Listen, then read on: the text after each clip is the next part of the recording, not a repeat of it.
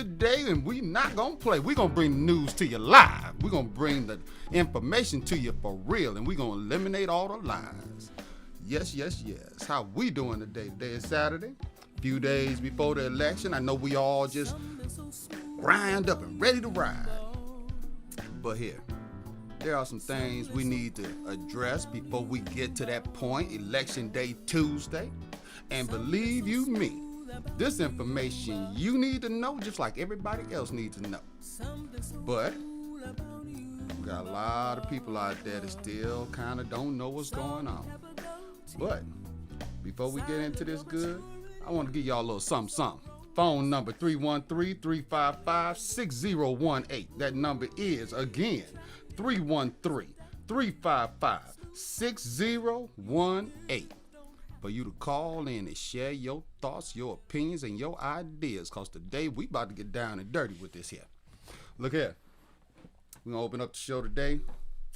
We're going to say, a little prayer for Rush Limbaugh. He's been diagnosed with cancer a while ago, and now it looks like it's going to be terminal for the brother. So, he's one of the human beings on this planet like the rest of us. Even if you don't like his opinion or even don't even check out this show, you should at least, throw a little prayer that brother's way. Now, we got a weapons sale that took place between the United States and Taiwan. Got China's ass in an uproar, for real. They really pissed the hell off because not only did we work out a deal giving them $2.4 billion in weapons, well, we also worked out a deal that same week earlier for $1.8 billion. So they can defend themselves against the red monster, China. That big dragon over there. One that gave everybody here Corona and the rest of the world Corona. Now, being that it's election season and we only got a few more days to go, I need y'all to understand something. No matter your political affiliation, no matter who you like or dislike, no matter who you love or hate, get your ass down to the polls, all right? Do your civic duty. Let your voice be heard. Let America know you're not just sitting around, twiddling your thumbs, drinking a 40, smoking a blunt. Let's get down and do this thing for real. Because right now, them numbers are real high. We talking like 70 to 74 million, maybe 80 million votes already cast in early voting, as well as mail-in ballots. Ooh-wee, somebody gonna be counting for a long time. Now look at, we had another piece of good news that came our way that, maybe the liberals, maybe the Democrats don't want to hear about, but the economy has hit a record again. 33.1 GDP. Never hit it before in the history of this country. And question is, will it ever hit again? But with the right type of policies in place, with the right type of tax plans in place, with the right type of attitude in place, the 33.1 gross domestic product number can grow beyond that. And you have to remember, now we're in a V-shaped recovery, as the administration has always and has definitely dictated to us and explained to us that due to the coronavirus, we, had to shut everything down. Everything went into the basement, you know what I'm saying? And for some odd reason, Democrats thought that was doomsday. Not, perceiving the fact that the economy could make a comeback. This is the United States of America. We ain't taking no shorts, all right? Let's be real about that. Now, I'd like to go into something that kind of bugged the hell out of me earlier this week. A shooting that took place in our country again. Police shooting of a black man. But here's the thing about it. The black man was not unarmed, okay? The black man had a medical problem. Well, let's call it like we see. It was mental illness. And due to the fact that the police are not equipped to deal with that type of situation or that type of scenario, the man ended up dying. A lot of people said he should have been tased. A lot of people say it could have been dealt with in a different way. I agree. It could have been dealt with in a different way. The brother could have been tased. Maybe that would have brought him down. But another senseless death has taken place in our country. and it precipitated riots and looting. Now, come on now, let's put this in perspective. Our Constitution allows us the ability to gather together and protest our government or protest the things that take place in our country. The key word that has been left out of my just statement is peaceably gather. Okay? It's not peaceably gathering when you are breaking into the Walmart, okay? Stealing televisions, gym shoes. That's not right. If you're going to peaceably protest the brother's death, then you peaceably protest it in the right manner. I don't know how in the hell we done just disintegrated to this point where there is no unity when it comes to the idea that we can come together and peacefully protest an action that we do not agree with without it turning into anarchy. Now, a lot of people think that these movements that's taking place right now, these protests, these the rioting, the things that are like really getting out of hand, the lawlessness is designed. Now, we're not going to say what side is designing it, but let's just say it's not the Republican side. We believe in law and order, so this don't really stick too much with us. Speaking of law and order, did you know that Hunter Biden, son of presidential candidate, ex-vice president Joe Biden, his son is under investigation by the FBI for possible money laundering? Now, let's just get straight to it. Joe Biden, the vice president of Barack Obama, animately denied knowing anything about his son's business dealings. But as these emails start to come out, and as Tony Bobulinski, his old business partner, does interviews, because his most notable one was on Tucker Carlson this week, where he openly admitted that Joe Biden was lying about not knowing of any of his son's business dealing. Some of the emails kind of imply, okay, let's just keep it real, they imply that Joe Biden may have been placed into a interesting position to collect millions and millions of dollars from a Chinese businessman that is connected to the Chinese Communist Party. But remember, during the debate, Joe Biden said that he was going to make China live by the rules. And when I told you this last week, with those emails coming out and with the FBI announcing that they are doing a formal investigation on Hunter Biden, my response to you last week was bullshit. And guess what? My response to you again this week is still bullshit. Because there is no way you're going to tell me that you're riding on Air Force Two, referring to Hunter Biden and Joe Biden, going around the world making these business deals. Now, you're the vice president and this is your son, but your son is the one doing the deals because you don't want to get your hands dirty. You don't want it to look obvious. But we all know what corruption is, and we also know, in some crazy way, family look out for family.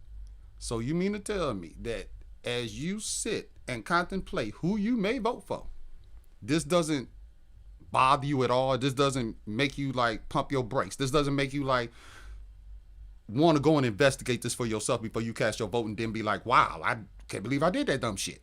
Okay? None of this affects you to the point where you just want to say, ooh, I only get one vote. Maybe I ought to go check into this guy a little bit before I decide to cast my ballot. Now, if you're a diehard Democrat, if you're an old head Democrat, stuck in your ways, you're never going to change. You're never going to be open. Now, I'm not referring to the people who have what they call them blue dog Democrats. I'm not referring to them, or Reagan Democrats. I'm not referring to them because those are the ones that are a little bit more open-minded to what it takes to move this country as well as to provide for themselves. Less regulation, less taxes, staying out of wars that run the deficits up and runs up the national debt, okay? Those are people that are actually living for the country and actually have the idea in their head that they want the country to progress to a better level or a better state. Now, you have other Democrats, I consider them old heads, because whenever a Democrat comes out, this son of a gun could be, well, let's be real. He don't have to be shit. But the old heads still vote for him because they've been programmed to stay in this line. I used to be an old head because, hell, I'm from that generation. But here's the thing. I'm a little bit more open-minded. When I seen the Reagan Democrats decide to put Reagan in office, it bothered me. I was a kid, I can kind of remember being a little nervous about that because they always said that Reagan was going to take us to war with the Soviet Union. That was the Soviet Union at that time. Now, that didn't happen. All right? He went down, Democrats talked about him, but, well, let's be real. Democrats talked about Ronald Reagan back in his time, but there is nothing like what's going on right now, okay? This is just ridiculous. I mean, the vitriol is just at its highest height. And I understand Trump derangement syndrome, okay? But can I give you a theory? Can I give you an idea of what I feel Trump derangement syndrome, or what brings on this syndrome, is caused by? Let me show you. Now, this is just my opinion. This is just my theory. Doesn't have to fit any of this. But use your mind. Think about this for a second. If every election cycle, Democrats come out and they tell you that, the other guy, they play the politics of envy from in some cases. The other guy's got more than you. Or that the country isn't giving you what is rightfully yours. Or there are so many injustices that you have to vote for me. If this is the line that Democrats bring to you, and you fall for that line, and you vote for them every time under the assumption that the country is racist, you're not getting your fair share, you're not getting a fair shake, everything is against you, okay? And they've won on this. This isn't, okay, let's go back. Barack Obama, Bill Clinton, okay? Who was that? Jimmy Carter, okay? These guys won off of telling a lot of different communities that they were in their worst situation they could be in, all right? Now, the other side would say something to the effect that they wanted to strengthen the military or lower your taxes. At certain points, there was no big issue about regulation because we weren't overregulated. We were heavily regulated, but we weren't overregulated as we were when Trump came into office, okay? Look at your history books. Go check it out. But if the Republican Party is preaching a platform of positivity, saying that, our best days are not behind us, but in front of us. And that there's no need to be ashamed to be an American. And that, we're going to work for you because you're the people. You're the ones that count. Myself personally, I kind of like that. I like the latter. I like that message better. Okay, because for a liberal to come to me and tell me that I'm being held down or being held up or I'm not getting my fair share, then all of that does is just tell me that I need to look within myself. Don't get me wrong. Every place we stay and everything that we do, we have things that are always wedged against us. That could be in local politics just as well as national politics, okay? But the only way to change it is to go and vote. But here's the thing. I find it very difficult to understand how Trump derangement syndrome is how a lot of these individuals,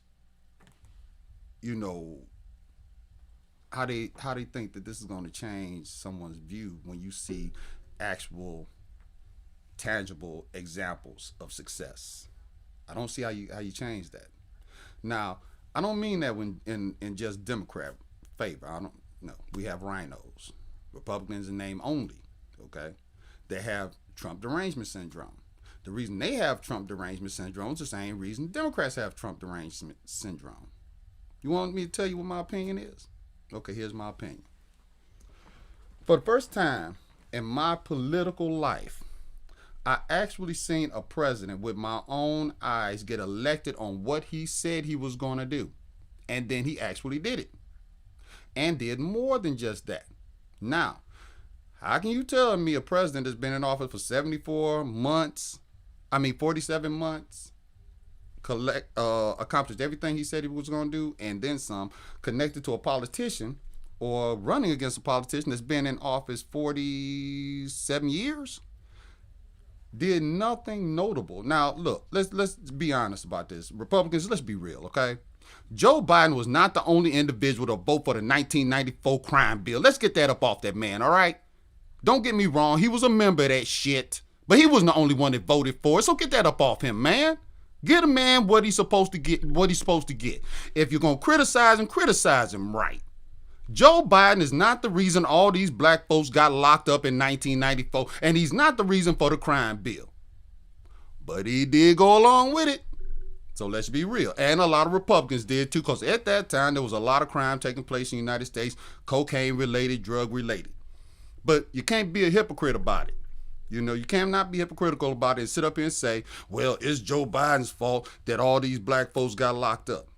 Yeah, he may have a little bit of, blame in some of that, but you can't load that man up like that. Let's be real. It's not right. You just can't do it, okay? Now, having said that, you still got a bunch of Republicans that think their hands are just as clean and they're just as white as the driven snow. They pure. Bullshit. Y'all voted for that same damn bill. That bill went through the damn House and it went through the Senate. And guess what? It was Republicans in the House and Republicans in the Senate. It was Democrats in the House and it was Democrats in the Senate. So don't sit here and say, Joe Biden put all these brothers in jail. I agree, he did. But I also agree a lot of Democrats did that shit as well as a lot of Republicans. So if you're going to be real, let's be real. If the scale's going to be equal, let them be equal. Don't sit up here and tell me that, Mr. Cheeto Man is the worst man on the planet because he thinks he wants to do Look, let me get back to my theory. I got lost there for a minute. Let me get back to my point. The reason why everybody hates Mr. Cheeto Man, as y'all call him, I call him Mr. President, is because he actually pulled back the veil on what's really going on in our government. The people we elect and what they do and what they don't do. Let's be real. That's exactly what the hell he did. He pulled that veil off. And now he done showed that all of this stuff that these politicians have been telling us is a pack of lies. Okay, if you didn't want open borders, you would build a wall, but you kept telling the American public for years, Democrats and Republicans, but you have to remember now, Republicans name only, rhinos, that the border was secure. We got miles of fencing and all this other crap. All right. But you steady seeing people sneaking under these fences, climbing over these fences, bringing bags of drugs across the Rio Grande into this country. But our border is secure. This is pre-Trump. All right. Now, this is coming from both parties, Republicans and Democrats. Because guess what? They didn't want to do that. They really, seriously did not want to do that. Because, one, for the Republicans, it gives the Chamber of Commerce cheap labor. Okay? Slave wage labor. And for the Democrats, it gives them more votes. And you know what they're going to do with those. See, you have to remember now, the Spanish Americans in this country are now the majority minority party. Okay? Let's be real.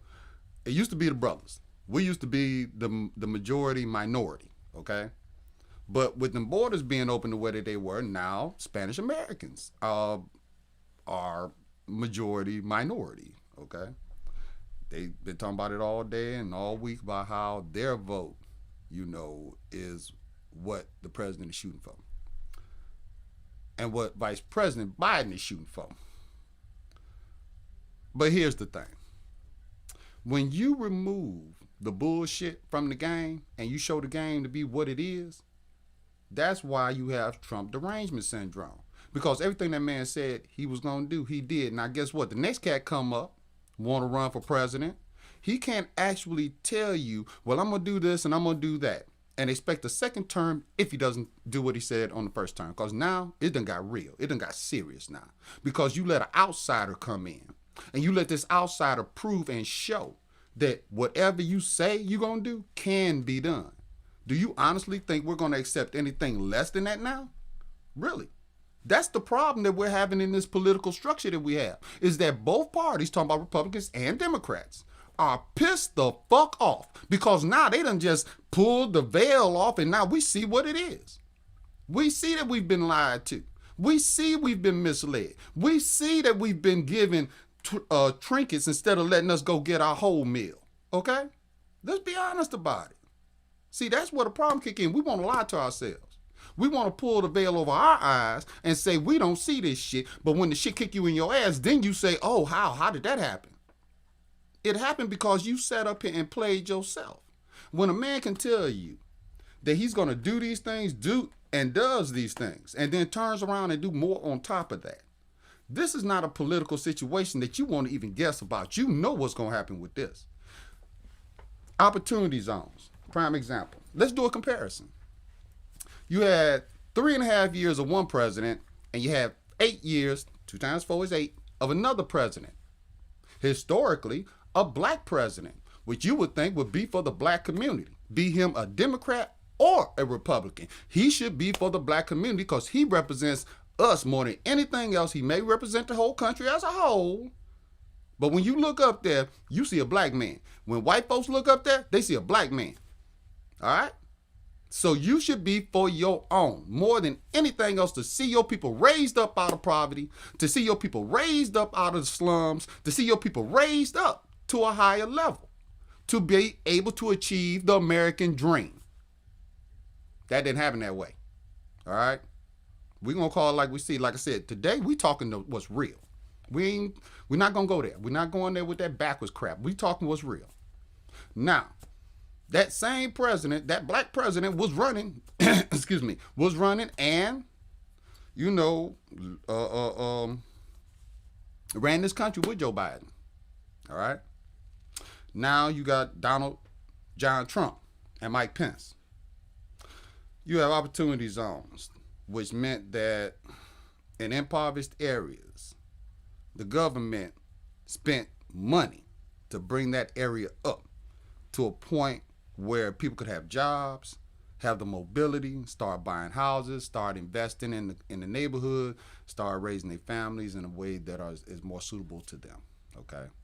Now we also have the platinum plan that's been talked about, where over $1 trillion will be invested in the community in order to bring that community to the level it's supposed to be. Now, you don't have to believe me in none of the stuff I'm telling you. Just go look it up, because that's what this is about.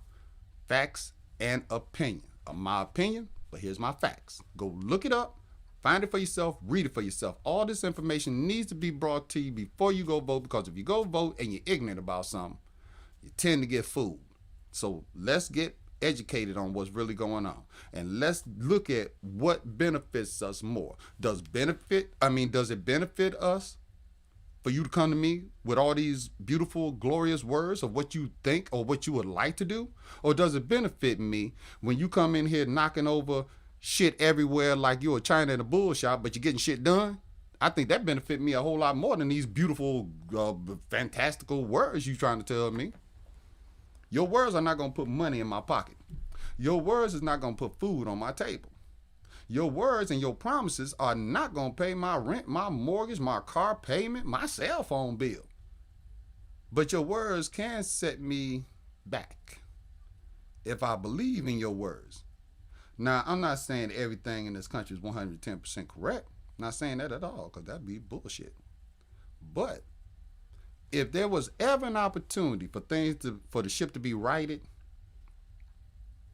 and from all the things I've seen thus far, yeah, this is the best opportunity. And I'm not talking about with Joe Biden. Joe Biden right now, if he, and let me give you this scenario, okay? Little quick scenario, nothing big, nothing major. Say, for instance, now remember, the FBI is investigating Hunter Biden for money laundering. That's Joe Biden's son. Now, here's a hypothetical for you. Say, for instance, just for instance, that one of the emails that said that they were going to hold out 10% for the big guy, what if that big guy actually ends up being Joe Biden? And let's just say that Hunter ends up catching a court case for money laundering. And let's just say that the 10% that was agreed to in those emails went to Joe Biden. And Joe Biden is brought up on charges of money laundering. As the president, you are aware that if his ass is removed from office, if he wins the election, then the president will be Kamala Harris, the most liberal senator in the Senate. That woman voted for the Green New Deal. She was the same woman that sat up there, let's remember now, she didn't even make it to the primary election. All right, she had to drop the hell out because the shit she was talking about was crazy as fuck, okay? But she was the one that co-sponsored the Green New Deal. She also believed that, you're supposed to bail out rioters that's been looting private businesses and everything and stealing stuff out of them and making life hard in the black community. Because you remember now, all these riots and stuff, a lot of them took place in the black community. George Floyd, Breonna Taylor, Jonathan Price, Dijon Kizee, Jacob Blake, Jeremy Southern, Rashard Brooks, Matthew Holmes, Edward Strader, and the latest one, Walter Wallace Jr. That was in Philadelphia. That was the most recent situation.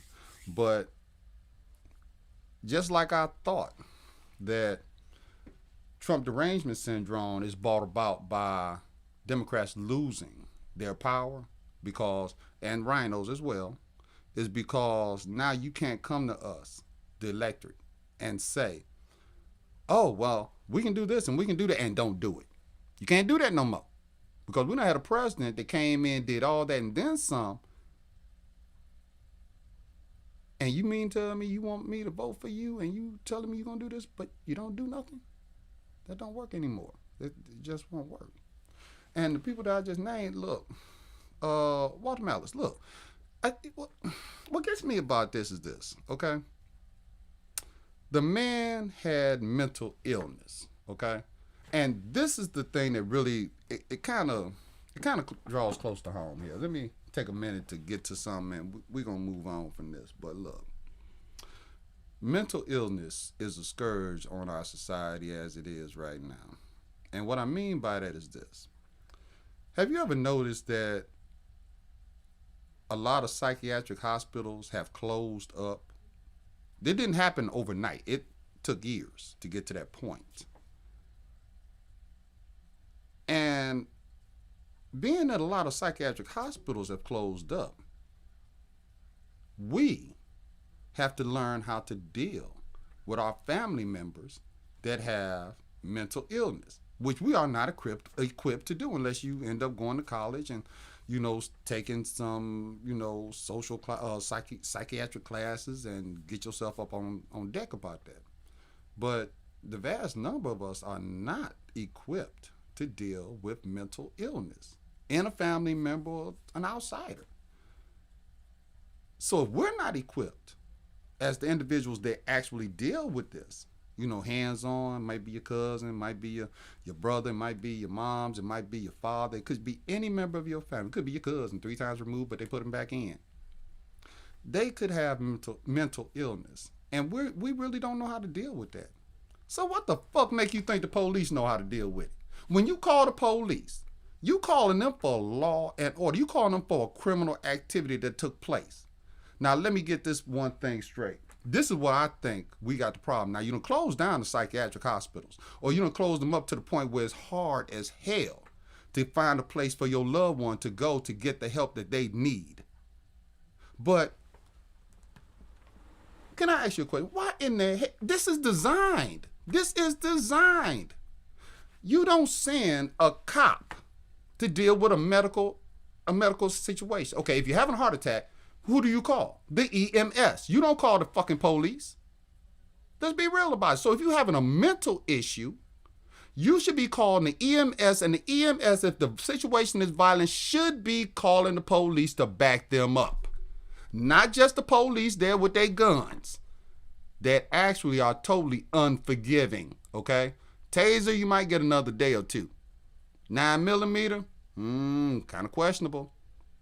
So you mean to tell me that if my family member that I love so dearly, that I cherish, is having an episode and I call for some help, that help arrives. Do you know the conflict that takes place in a mother's heart when she called for help for her son and finds that her son is dead because of her phone call? These are the things that we're dealing with. A lot of people are not calling for help because they have seen the result of other people calling for help. And it makes no sense because in my mind, I think this shit was designed this way. I really do. Let me give you a little taste of what I'm talking about. Psychiatric hospitals were much less prevalent across the United States with only just 70% of facilities in total. There are many mental health conditions and many types of treatment options available in the United States, with hospitalization being just one. Now, do you remember at one point in time, you used to, you might have been a kid who was coming up, used to watch certain movies or certain TV shows, right? And you would always see when somebody called for help, they pick up the phone if it was just the one little think, hello, Mr. Fred, or whatever. And they talking into the headpiece like that. Okay, remember those? All right. When that person would take that damn earpiece hanging on that damn hook, set that phone down, the help that came was not a policeman. It wasn't Barney Fife. Wasn't nobody with a 38 long nose. It wasn't nobody coming in there with a billy club. You know who came to get that person that was having an episode? Two big guys in white outfits and one little guy with a white coat for your ass to tie you up in the back if you was violent. That was the way it was done. But at that time, you had people doing electroshock therapy, and they didn't understand mental illness as they do today. Okay, but there was not a lot of people getting shot and killed like that. There was not a lot of people being sat in the middle of the street butt naked with a bag on their fucking head by the police, not a spit bag on the man's head, by the police, not knowing how to deal with this mental illness situation, this medical situation. And if you notice in every one of these accounts, when the episode is taking place, why is it, and this is just my question, why is it that there's no ambulance there at the same time the police are there? Why is it that the ambulance comes after the police arrive, but after they done shot the hell out of somebody? Look,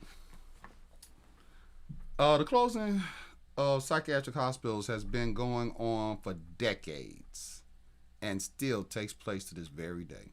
All right?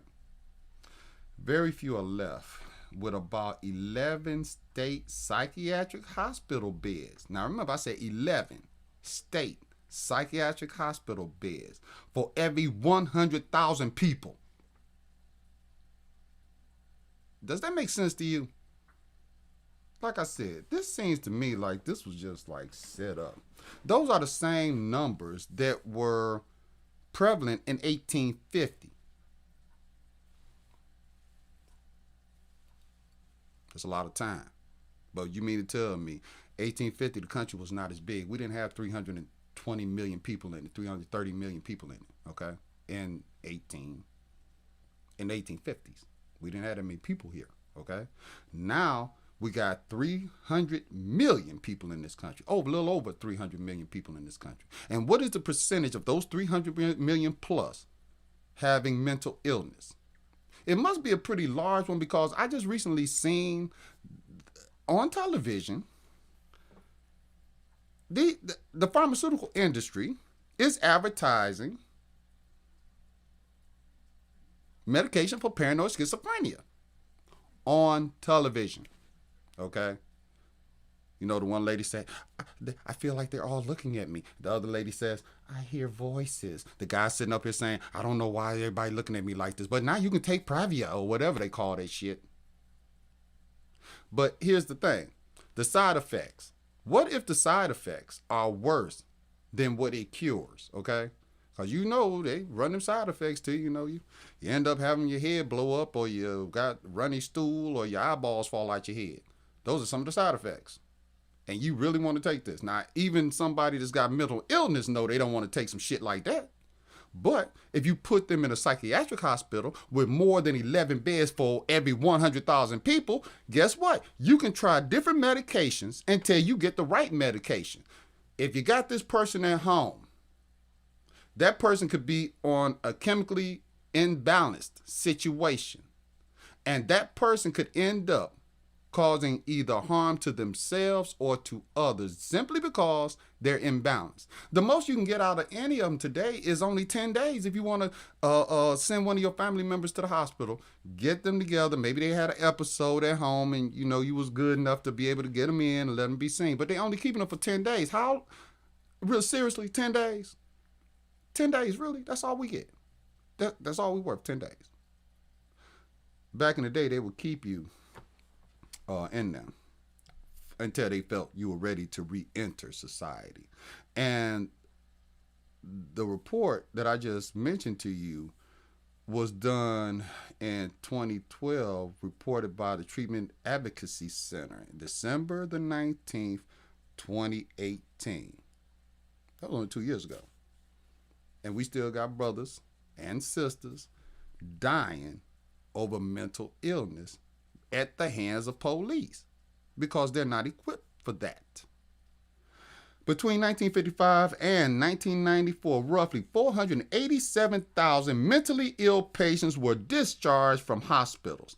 That is some bullshit. Do you understand me? They just threw these people out onto the streets, mentally ill, knowing that these people were sick. And not caring. They were more interested in saving a dollar. Now, let's be real. This is on both sides of the track. This is Democrat and Republican. You should look out for your fellow man. The politics of envy is not working, all right, in one party. The self-reliance is not working on the other party, okay? We as a nation should look out for each other as a whole. But it has to be done in a proper way.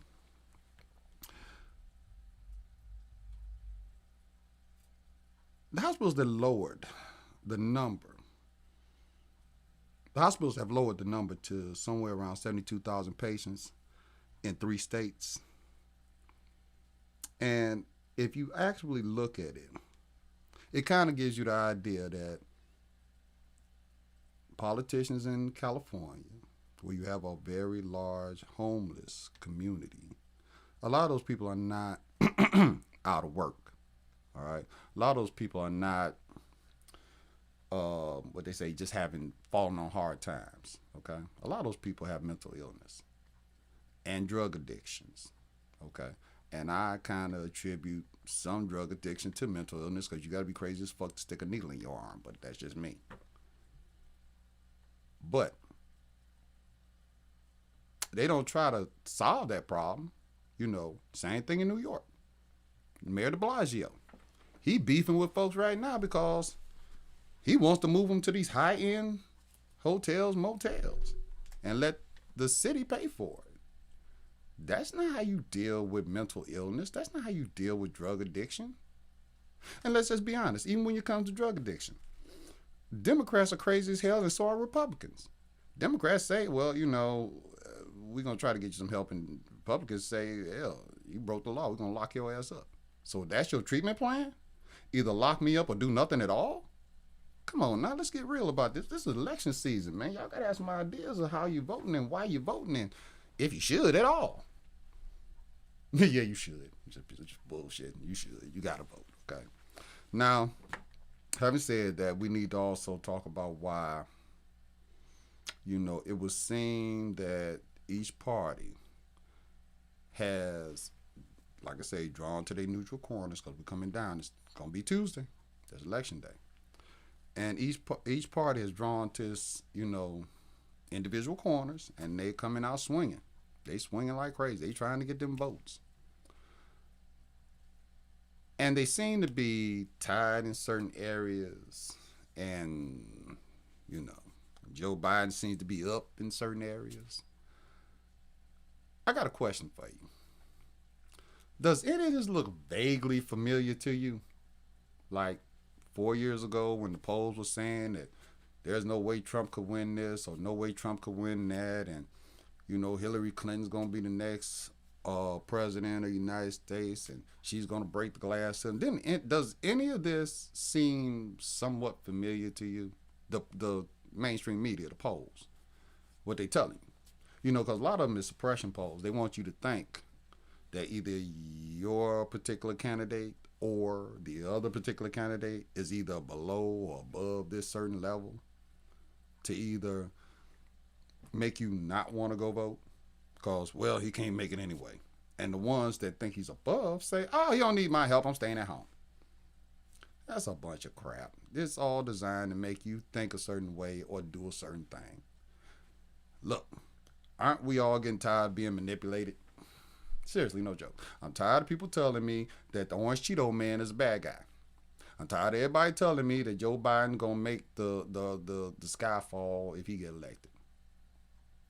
Even though I do kind of think that way, but I'm tired of people telling me that shit. Okay. I want to look at it for what it's worth. I, as an American citizen, as a black man in this country, feel as if I have been told enough bullshit to where now I need results. Put a businessman in there, may not like him, may not like none about him, but I love his policies and he does exactly what he says he's going to do. Now, I myself personally, I'm looking forward to the platinum plan.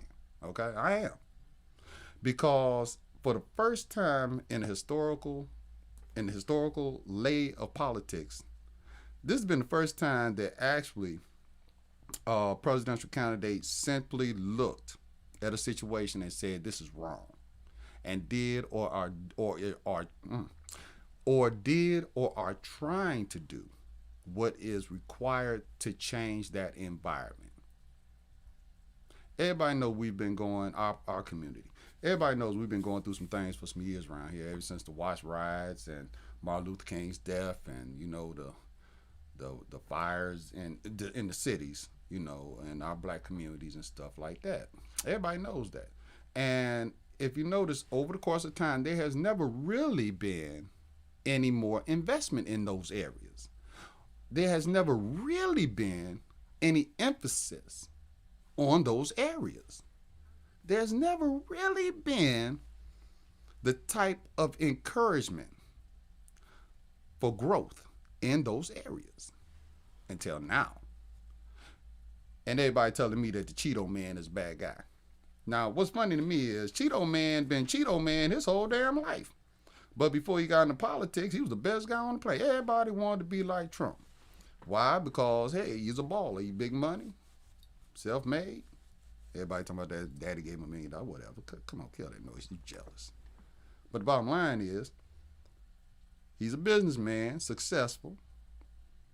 Didn't have to get into politics, but let's be honest. If the country going down and you're a member of the country and you have a business in the country and you see your business going down because the country going down, what the hell you gonna do? You gonna take the bull by the horns and turn that shit around. This man builds buildings for a living. That's what his company is about, just building buildings. And if no one's building buildings because the economy is so jacked up, guess what? He don't make no money either. So if he can't get his legacy established because of incompetence or favoritism or political political influences by the party, and you see no other way of making this a better situation by voting for one guy or the other guy, and you know you got the best game in town, then what can you do other than throw your hat in the ring and make it happen? The man threw his hat in the ring, and they've hated him for it ever since. Now, I ain't never said the man was perfect.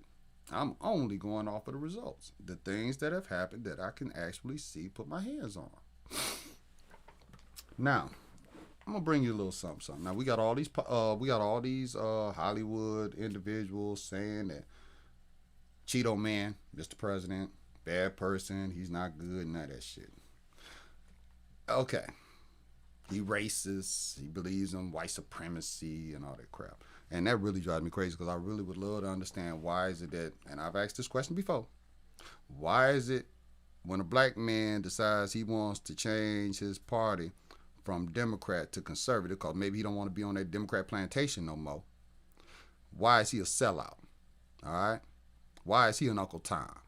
If a white man decide he want to run for office, instantaneously off rip before anything is said, oh, he racist. He ain't even opened his mouth yet, but he racist. Don't you think that ticket is a little old? Don't you think that that train done took off from the tracks already? Don't you think that boat done sailed? Can't we get past that bullshit? Anyway, we talking about the platinum plan. Now look at it. Ice Cube presented his... He tried to get in touch with both parties. All right, let's be real. He tried to get in touch with both parties. You've seen the interview. You know what he said. It is what it is. But if Joe Biden telling you that his camp is telling you we'll talk about it after the election, and Trump's camp is saying, come on in, we'll talk about it. We'll sit on down and let's kick it. Then what do you want to do? Do you want to wait till after the election, or do you want to go ahead on and deal with that right then and there? So Ice Cube took the opportunity to deal with the one that wanted to work with him. So apparently you telling me that the Democrats that black folks support so heavily didn't want to deal with a black man coming in trying to give some type of plan, some type of made plan to lift up the black community, invest in the black community, and help the black community. But you the Democrat now. This is your thing. You're supposed to be, as soon as a black man, you're supposed to be like on it. Because you're supposed to love us so much. Even though you enslaved us back in the day. But we ain't talking about that right now. But when he goes to Trump and talk to Trump about it, they end up talking for hours. Go check out the interview. I think you'll like it. Recently, Lil Wayne jumped on the Trump train. All right? And I got a few others. Now, it's in the air about 50 Cent, but it's kind of hard for me to think he's going to vote for Joe Biden when he said he wants to be 50 Cent instead of 20 Cent. And he want to have something at the end to say to give to his kids.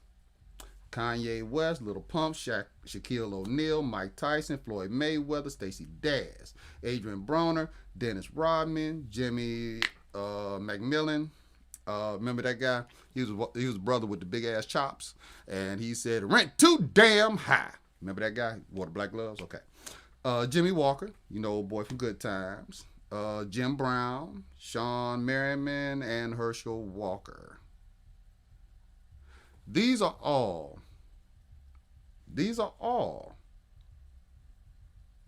black folks. They are all celebrities. They all support our current president. Now, I'm not going to say that would have been the same under anybody else. I ain't gonna say that because I don't remember Ice Cube or Lil Wayne or anybody talking about, they're gonna run out there and support George Bush. Don't remember that at all. Remember when John McCain was running with Sarah Palin. Didn't get many black voices then. So it must be something that this man is doing correct in order for these individuals to come out for this president. And my opinion is that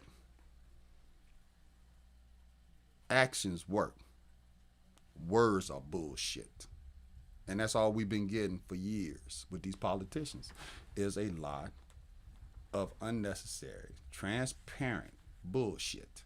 Now we done got to the point where the bullshit done just laid out on the table. It's you can get a good whiff. And that's the problem that the Democrat parties have right now, is that we've gotten a big, big whiff of they bullshit. Because Trump, like I said, he was the one that opened the door and showed us that if you tell these people something, you have to honor yourself and do what they have voted you to do. When that man said he's going to come in and build that wall, 400 miles of it been built. When he said he's going to put, excuse me, when he said he's going to put the embassy in Israel, in Jerusalem, did it. All the other presidents said they were going to do it, they never did it. All right. When he said he was going to make opportunity zones, economic zones in the black community in order to help raise us up out of the economic slump that we've been in, did it. So don't think I'm a Trumper, because if I did this right, I was fair on both sides today. All right. Seriously, if you look at the video, check out my words, you can see I was favoring either side. I was being real about it. Both sides are full of shit. But when you have a party that is being pulled, let's think about it now. Trump ain't guiding these people. He's pulling these people with him. The only reason because they have been the same way for years. They have never given a fuck about the damn community. Never. But now they have no other choice. But they want to call Cheeto Man racist, Mr. President. That is some sick ass shit. Because he's finally making these people do what they were elected to do. He's dragging the Republicans along with him. He's showing the Democrats that, hey, if you go back in here talking about what you're going to do, you better do it. Because you won't get that vote no more. You won't have a second term. You won't sit in the House of Representatives for 30, 40, 50 years. Because now we know it can be done. It's just, do you have the motivation to do it? Do you really care about what you're doing? Are you really telling the truth about this shit? Really? Seriously? You gonna tell me you gonna lower my insurance, but instead you done raise my insurance. You gonna save me $2,600 on my insurance, but now my insurance done went up past $2,600. You gonna tell me I can keep my damn doctor, keep my damn insurance plan, but I lost all of that in the trading. Now you're telling me that the other president is not going to look out for pre-existing conditions in whatever plan he came up with. He signed a presidential order guarantee that, hey, pre-existing conditions are covered no matter what goes on. No matter what goes on, pre-existing conditions are covered. I am so tired of listening to the other side cry, because that's basically what they're doing. They're crying because they know the veil has been lifted. They've been exposed. They can't sit up here and tell us this same crap. They can't blow smoke up our ass every 4 years or every 6 years or whenever the election cycle comes around, telling us what they're going to do and then don't deliver. Because the president made sure that he's delivering on every one of them promises that he done made. And I don't know why, a lot of people don't think that that's a problem. But, hey, I think it's not a problem at all. Because that's what we've been wanting for a long time. We've been wanting somebody to actually do their job the way we expect it to be done. And you don't have to be nice about it. You don't have to be pretty about it. You don't have to be, on deck like that about it. Now, we coming to the end of our show. I would play you a little bit of music on the way out, but it seems that my computer's acting up right now, so I can't really get down. But what we will do is tell you this. Today is Halloween. Get your ghost and goblin on, okay? We know we got what we got to do Tuesday, but we can still have some fun today. Take them kids out trick-or-treating. Put a little mask on for the COVID thing. Just because we run around dealing with this does not mean that our kids have to suffer. It's bad enough they ain't in school. But goddamn, this is Halloween. Let them do what they do. So, on that and in that, we're going to say, we will join you again tomorrow between 2 and 3. And I hope you tune in. But here's the thing. Don't forget, tomorrow, the shootout is coming at you. Leave your gun at home. Bring your mouth. Because the shootout is not about bang, bang, bang. It's about this thing here. We're going to figure out who's got the most logical argument and who makes most sense when it comes down to politics. But having said that, you guys enjoy yourself. Enjoy your Saturday. And bye-bye. See you tomorrow.